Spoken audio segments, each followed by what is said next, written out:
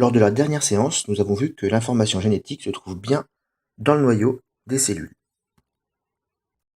Maintenant, où en est l'enquête? Eh bien, nous sommes maintenant en possession de morceaux de peau et de chair qui étaient coincés sous les ongles de la victime. À partir de ces échantillons, nous avons obtenu des cellules de peau que vous avez colorées à l'aide de verre de méthyle, et on a pu voir que, apparemment, ce verre de méthyle restait coincé dans le noyau. À partir de ces mêmes cellules de peau, vous avez réalisé une extraction d'ADN,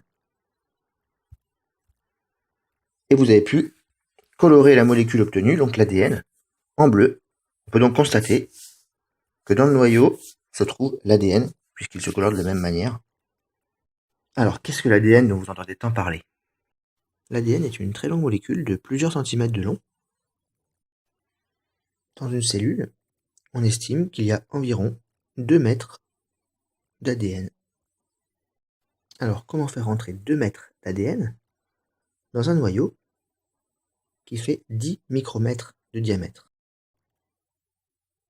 Pour vous le faire comprendre, je vais essayer de faire rentrer un fil de laine d'environ 4 ou 5 mètres dans un œuf Kinder.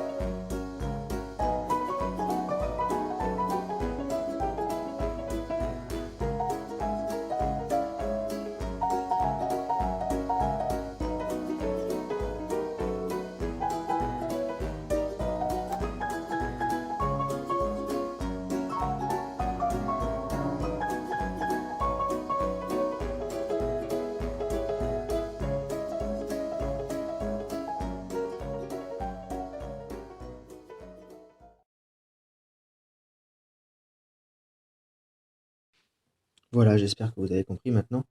L'ADN, pour rentrer dans le noyau, se super enroule. En fait, il forme des pelotes extrêmement compactes qui lui permettent de rentrer dans un noyau 8000 fois plus petit que sa taille réelle.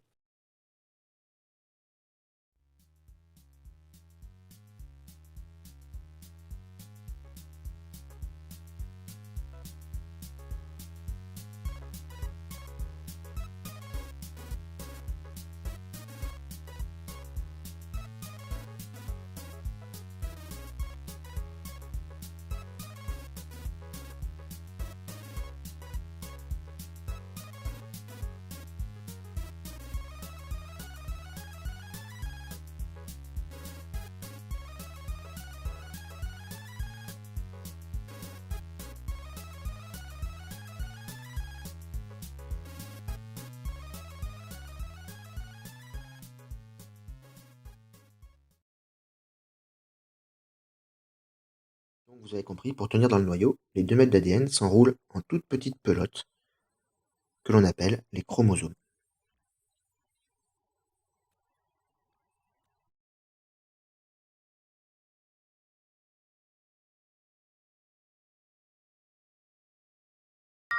Regardez cette image. C'est la photographie du premier cariotype humain, prise à la fin de l'année 1955 à l'aide d'un microscope optique. Le cariotype est la carte complète de tous les chromosomes du noyau d'une cellule, piégés pendant la très courte période de la division cellulaire.